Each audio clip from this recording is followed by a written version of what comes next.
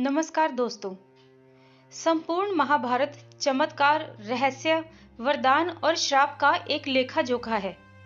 महाभारत में वैसे तो सैकड़ों श्राप और वरदान मिल जाएंगे, लेकिन मैं यहाँ आपको प्रमुख श्रापों के बारे में ही बताऊंगी जो बहुत ही चर्चित रहे। पहला श्राप। एक बार धू नामक वसु ने विशिष्ट ऋषि की कामधेनु का हरण कर लिया। इससे विशिष्ट ऋषि ने द्यू से कहा कि ऐसा काम तो मनुष्य करते हैं, इसलिए तुम आठों वसु मनुष्य हो जाओ। यह सुनकर वसुओं ने घबराकर विशिष्ट से प्रार्थना की, तो उन्होंने कहा कि अन्य वसु तो वर्ष का अंत होने पर मेरे श्राप से छुटकारा पा जाएंगे, लेकिन इस द्यू को अपनी करनी का फल भुगतना ही पड़ेगा और एक जन्म तक मनुष्य बनकर पीड़ा भोगनी होगी। यह सुनकर वसुओं ने गंगा जी के पास जाकर उन्हें वशिष्ठ जी के श्राप के बारे में विस्तार से बताया और प्रार्थना की कि आप मृत्यु लोक में अवतार लेकर हमें गर्भ में ग्रहण करें और ज्यों ही हम जन्म लेंगे हमें पानी में डुबो दें। इस तरह हम जल्दी से सभी मुक्त हो जाएंगे। गंगा माता ने स्वीकार कर लिया और वे युक्ति पूर्वक शांतनु राजा की पत्नी बन गई और शांतनु से वचन भी ले लिया। शांतनु से गंगा के गर्भ में पहले जो 7 पुत्र पैदा हुए थे, उन्हें उत्पन्न होते ही गंगा जी ने पानी में डुबो दिया, जिससे 7 वसु तो मुक्त हो गए, लेकिन 8वें में शांतनु ने गंगा को रोककर इसका कारण जानना चाहा। गंगा जी ने राजा की बात मानकर वसुओं को विशिष्ट के श्राप का सारा हाल कह सुनाया। राजा शांतनु ने उस 8वें पुत्र को डुबोने नहीं दिया और इस वचन भंगता के कारण गंगा 8वें पुत्र को सौंपकर अंतर्ध्यान हो गई। यही बालक द्यू नामक वसु था। यही बालक आगे चलकर भीष्म कहलाया। दूसरा श्राप। सत्यवती के गर्भ से महाराजा शांतनु को चित्रांगद और विचित्र वीर्य नामक 2 पुत्र हुए। शांतनु की मृत्यु के बाद चित्रांगद राजा बन गए, किंतु गंधर्वों के साथ युद्ध में उनकी मौत हो गई। तब विचित्र वीर्य बालक ही थे। फिर भी भीष्म विचित्र वीर्य को सिंहासन पर बैठाकर खुद राजकार्य देखने लगे।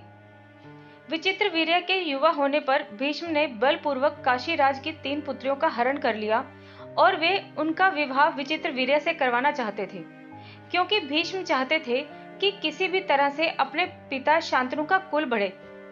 लेकिन बाद में बड़ी राजकुमारी अंबा को छोड़ दिया गया, क्योंकि वह शाल्वराज को चाहती थी। लेकिन शाल्वराज के पास जाने के बाद अंबा को शाल्वराज ने स्वीकार करने से मना कर दिया। अंबा के लिए यह दुखदायी स्थिति हो चली थी। अंबा ने अपनी इस दुर्दशा का कारण भीष्म को समझकर उनकी शिकायत परशुराम जी से की। परशुराम जी ने अन्याय के खिलाफ लड़ने की ठानी। परशुराम जी ने भीष्म से कहा कि तुमने अंबा का बलपूर्वक अपहरण किया है, इसलिए अब तुम्हें इससे विवाह करना होगा, अन्यथा मुझसे युद्ध के लिए तैयार हो जाओ। भीष्म और परशुराम जी का 21 दिन तक भयंकर युद्ध हुआ। अंत में ऋषियों ने परशुराम को सारी व्यथा कथा और ब्रह्मचर्य के प्रण की बात सुनाई। भीष्म की स्थिति से उनको अवगत भी करवाया। तब कहीं परशुराम जी ने युद्ध विराम किया और बाद में अंबा ने बहुत ही द्रवित होकर भीष्म से कहा कि तुमने मेरा जीवन बर्बाद किया है और अब मुझसे विवाह करने से भी मना कर रहे हो। मैं एक निस्सहाय स्त्री हूं और तुम शक्तिशाली। तुमने अपनी शक्ति का दुरुपयोग किया है। मैं तुम्हारा कुछ भी नहीं बिगाड़ सकती, लेकिन मैं पुरुष के रूप में दोबारा जन्म लूंगी और तब तुम्हारे अंत का कारण बनूंगी। गौरतलब है कि यही अंबा प्राण त्याग कर शिखंडी के रूप में जन्मती है और भीष्म की मृत्यु का कारण बन जाती है। तीसरा श्राप। भीष्म की प्रतिज्ञा के बाद कुरु वंश का इतिहास बदल गया। महाभारत के अनुसार पांडु अंबालिका और ऋषि वेदव्यास के पुत्र थे। वे पांडवों के धर्मपिता और धृतराष्ट्र के छोटे भाई थे।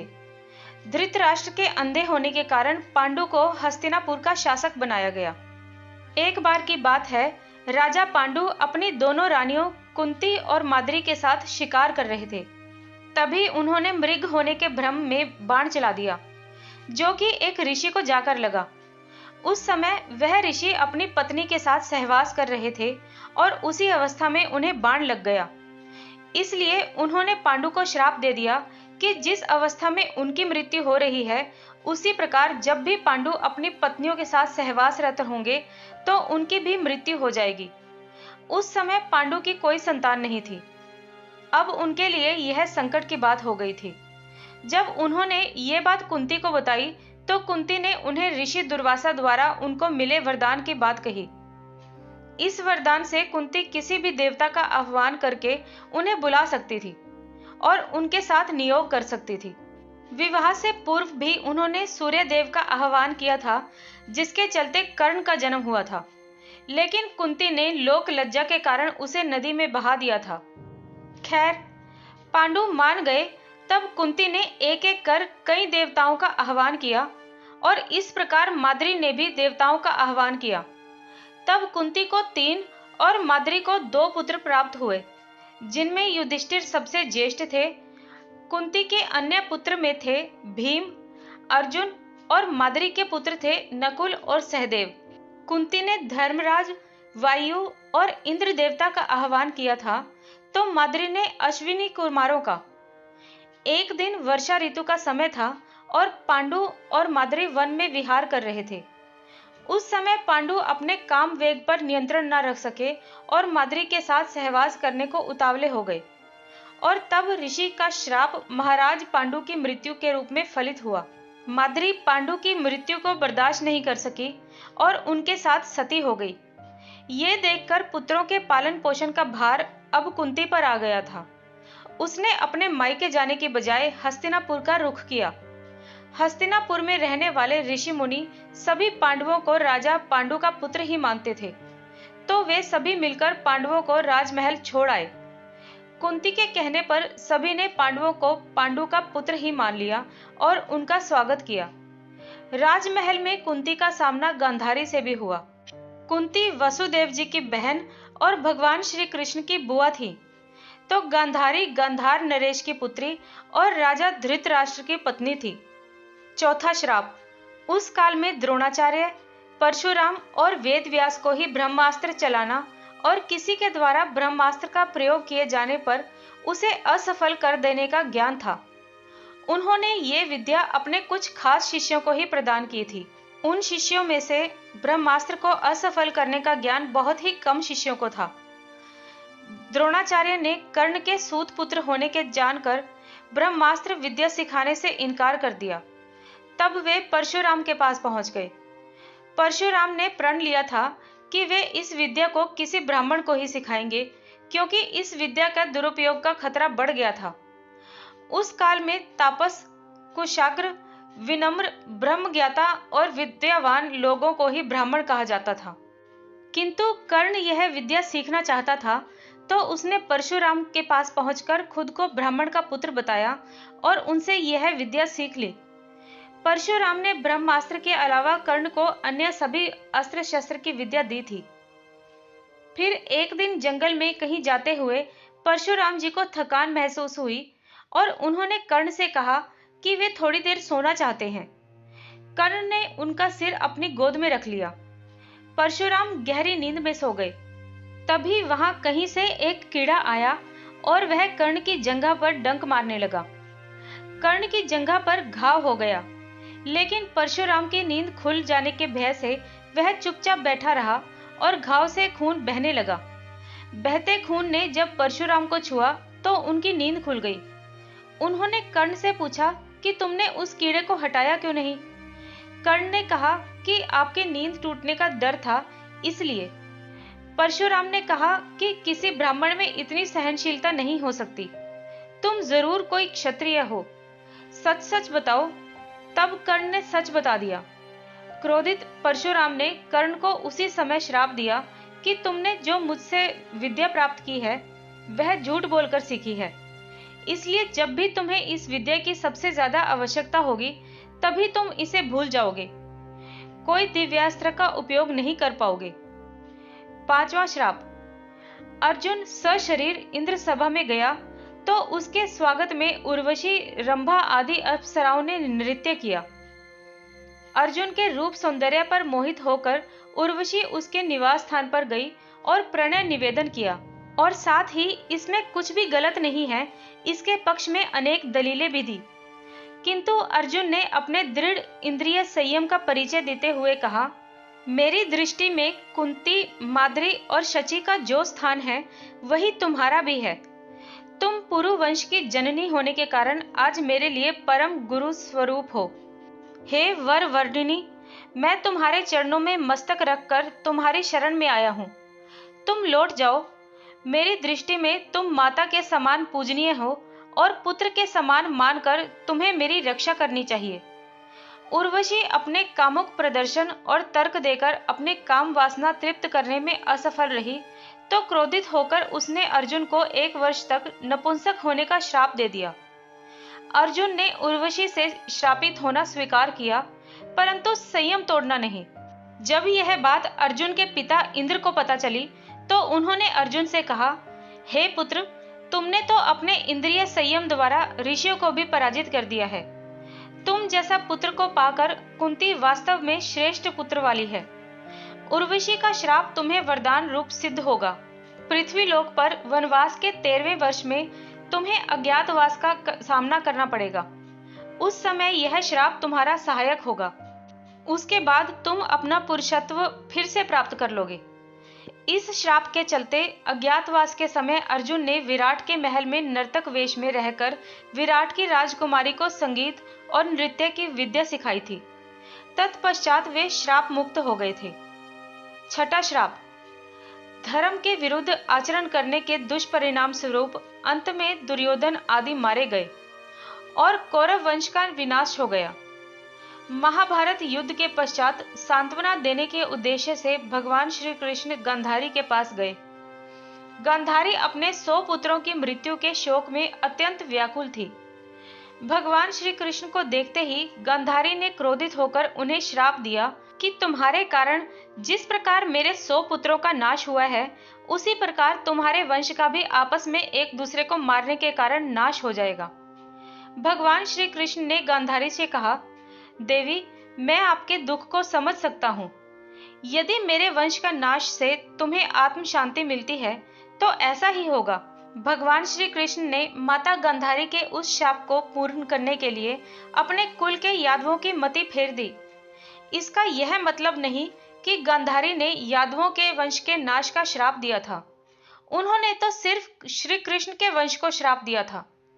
महाभारत का युद्ध समाप्त हो चुका था। कृष्ण द्वारिका में ही रहते थे। पांडव भी द्रौपदी सहित जंगल चले गए थे। एक दिन अहंकार के वश में आकर कुछ यदुवंशी बालकों ने दुर्वासा ऋषि का अपमान कर दिया। गांधारी के बाद इस पर दुर्वासा ऋषि ने भी श्राप दे दिया था कि तुम्हारे वंश का नाश हो जाए।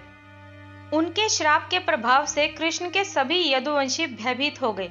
इस भय के चलते ही एक दिन कृष्ण की आज्ञा से वे सभी एक यदु पर्व पर सोमनाथ के पास स्थित प्रभास क्षेत्र में आ गए। पर्व के हर्ष में उन्होंने अति नशीली मदिरा पी ली और मतवाले होकर एक दूसरे को मारने लगे। इस तरह भगवान श्री कृष्ण को छोड़कर कुछ ही जीवित बचे रह गए। एक कथा के अनुसार संयोग से सांबर के पेट से निकले मूसल को भगवान श्री कृष्ण की आज्ञा से रगड़ा गया था और उसके चूर्ण को इसी तीर्थ के तट पर फेंका गया था, जिससे उत्पन्न हुई झाड़ियों से यादवों ने एक दूसरे को मारना शुरू किया था। ऋषियों के श्राप से उत्पन्न हुई इन्हीं झाड़ियों ने तीक्ष्ण अस्त्र शस्त्रों का काम किया और सारे प्रमुख यदुवंशियों का यहाँ विनाश हुआ था। महाभारत के मौसल पर्व में इस युद्ध का रोमांचकारी विवरण है। अधिकतर सारे यादव प्रमुखतः इसी गृह युद्ध में मारे गए थे। बचे लोगों ने श्री कृष्ण के कहे अनुसार द्वारका छोड़ दी और हस्तिनापुर की शरण ली। यादवों और उनके भोज्य गण राज्यों का अंत होते ही कृष्ण की बसाई द्वारिका सागर में डूब गई। भगवान श्री कृष्ण इसी प्रभास क्षेत्र में अपने कुल का नाश देखकर बहुत व्यथित हुए। वे वहीं रहने लगे और उनसे मिलने कभी कभार युधिष्ठिर आते थे। एक दिन वे इसी प्रभास क्षेत्र के एक वन में एक पीपल के वृक्ष के नीचे योग निद्रा में लेटे हुए थे। तभी जरा नामक एक बहेलिये ने भूलवश उन्हें हिरण समझकर विषयुक्त बाण चला दिया, जो उनके पैर के तलवे में जाकर लगा और भगवान श्री कृष्ण ने इसी को बहाना बनाकर देह त्याग दी। महाभारत के युद्ध के ठीक 36 वर्ष के बाद उन्होंने अपनी देह इसी क्षेत्र में त्यागी थी। महाभारत का युद्ध हुआ था तब वे लगभग 56 वर्ष के थे। उनका जन्म 3112 ईसा पूर्व हुआ था। इस मान से 3020 ईसा पूर्व उन्होंने 92 वर्ष की उम्र में देह त्याग की थी। अंत में कृष्ण के प्रपौत्र वज्र अथवा वज्रनाभ द्वारिका के यदुवंश के अंतिम शासक थे, जो यादवों की आपसी लड़ाई में जीवित बच गए थे। द्वारिका के समुद्र में डूबने पर अर्जुन द्वारिका गए और वज्र और शेष बची हुई यादव महिलाओं को हस्तिनापुर ले गए। कृष्ण के प्रपौत्र वज्र को हस्तिनापुर में मथुरा का राजा घोषित किया गया। वज्रनाभ के नाम से ही मथुरा क्षेत्र को ब्रजमंडल कहा जाता है। 7वां श्राप। महाभारत के युद्ध में अश्वत्थामा ने ब्रह्मास्त्र छोड़ दिया था, जिसके चलते लाखों लोग मारे गए थे। अश्वत्थामा के इस कृत्य से कृष्ण क्रोधित हो गए थे और उन्होंने अश्वत्थामा को श्राप दिया था कि तू इतने वधों का पाप ढोता हुआ 3000 वर्षों तक निर्जन स्थानों में भटकेगा। तेरे शरीर से सदैव रक्त की दुर्गंध आती रहेगी। तू अनेक रोगों से पीड़ित रहेगा। व्यास ने श्री कृष्ण के वचनों का अनुमोदन किया है। कहते हैं कि अश्वत्थामा इस शाप के बाद रेगिस्तानी इलाके में चला गया था और वहां रहने लगा था। कुछ लोग मानते हैं कि वह अरब चला गया था। उत्तर प्रदेश में प्रचलित मान्यता के अनुसार अरब में उसने श्री कृष्ण और पांडवों के धर्म को नष्ट करने की प्रतिज्ञा ली थी। हालांकि भारत में लोग दावा करते हैं कि आमुक जगहों पर अश्वत्थामा आता रहता है, लेकिन अब तक इसकी सच्चाई की पुष्टि नहीं हुई है। यदि हम ये माने कि उनको मात्र 3000 वर्ष तक जिंदा रहने का श्राप था, तो फिर वे अब तक मर चुके होंगे, क्योंकि महाभारत युद्ध को हुए 3000 वर्ष कभी के हो चुके हैं। लेकिन यदि उनको काली काल के अंत तक भटकने का श्राप दिया गया था तो। 8वां श्राप। एक बार वेदव्यास ने धृतराष्ट्र से मिलकर कहा कि महर्षि मैत्रेय यहाँ आ रहे हैं। वे पांडवों से मिलकर आप लोगों से मिलना चाहते हैं। वे ही तुम्हारे पुत्र को पांडवों से मेल मिलाप का उपदेश देंगे। लेकिन ये बात मैं आपको पहले ही बता दूं कि वे जो कुछ भी कहेंगे बिना तर्क वितर्क के मान लेना। मैं ऐसा इसलिए कह रहा हूं कि मैत्रेय की आज्ञा का उल्लंघन हुआ तो वे क्रोध में आकर श्राप भी दे सकते हैं। इसलिए शांतिपूर्वक उनकी बातें सुन लेना। अमल करना या नहीं करना ये तुम्हारे ऊपर निर्भर करता है। इतना कहकर वेदव्यास जी चले गए। धृतराष्ट्र महर्षि मैत्रेय के आते ही अपने पुत्रों सहित उनकी सेवा और सत्कार करने लगे। विश्राम के बाद धृतराष्ट्र ने बड़ी विनय के साथ पूछा, भगवान, आपकी यहाँ तक की यात्रा कैसी रही? पांचों पांडव कुशलता पूर्वक तो है ना? तब मैत्रेय जी ने कहा कि राजन, तीर्थ यात्रा करते हुए वहां संयोगवश काम्पयक वन में युधिष्ठिर से मेरी भेंट हो गई। वे आजकल तपोवन में रहते हैं। उनके दर्शन के लिए वहां बहुत से ऋषि मुनि आते हैं। मैंने वहीं यह सुना है कि तुम्हारे पुत्रों ने पांडवों को जुए में धोखे से हराकर वन भेज दिया। वहां से मैं तुम्हारे पास आया हूं। धृतराष्ट्र से इतना कहकर उन्होंने दुर्योधन से कहा, तुम जानते हो पांडव कितने वीर और शक्तिशाली हैं। तुम्हें उनकी शक्ति का अंदाजा नहीं है। शायद इसलिए तुम ऐसी बात कर रहे हो। इसलिए तुम्हें उनके साथ मेल कर लेना चाहिए। मेरी बात मान लो। गुस्से में ऐसा अनर्थ मत करो। महर्षि मैत्रेय की बात सुनकर दुर्योधन को क्रोध आ गया और वह व्यंग पूर्वक मुस्कुराते हुए पैर से जमीन कुरेदने लगा। और हद तो तब हो गई जब उसने अपनी जंघा पर हाथ से ताल ठोक दी। दुर्योधन की यह उद्दंडता देखकर महर्षि को क्रोध आया। तब उन्होंने दुर्योधन को श्राप दिया, तू मेरा तिरस्कार करता है, मेरी बात शांतिपूर्वक सुन नहीं सकता तू? जा उद्दंडी, जिस जंघा पर तू ताल ठोक रहा है उस जंघा को भीम अपनी गदा से तोड़ देगा। बाद में कौरव और पांडवों का घोर युद्ध हुआ और भीम ने दुर्योधन की जंघा पर वार करके अंत में उसकी जंघा उखाड़ फेंकी। 9वां श्राप। जब घटोत्कच पहली बार अपने पिता भीम के राज्य में आया तो अपनी मां हिडिंबा की आज्ञा के अनुसार उसने द्रौपदी को कोई सम्मान नहीं दिया। द्रौपदी को अपमान महसूस हुआ और उसे बहुत गुस्सा आया। वह घटोत्कच पर चिल्लाई, कि वह एक विशिष्ट स्त्री है, वह युधिष्ठिर की रानी है, वह ब्राह्मण राज की पुत्री है तथा उसकी प्रतिष्ठा पांडवों से कहीं अधिक है। और उसने अपने दुष्ट राक्षसी मां के कहने पर बड़ों, ऋषियों और राजाओं से भरी सभा में उसका अपमान किया है। जा दुष्ट, तेरा जीवन बहुत छोटा होगा और तू बिना किसी लड़ाई के ही मारा जाएगा। 10वां श्राप। एक बार राजा परीक्षित अखेट हेतु वन गए हुए थे। वन्य पशुओं के पीछे दौड़ने के कारण वे प्यास से व्याकुल हो गए और जलाशय की खोज में इधर उधर घूमते घूमते वे शमीक ऋषि के आश्रम में पहुंच गए। वहां पर शमीक ऋषि नेत्र बंद किए हुए ब्रह्म ध्यान में लीन बैठे थे।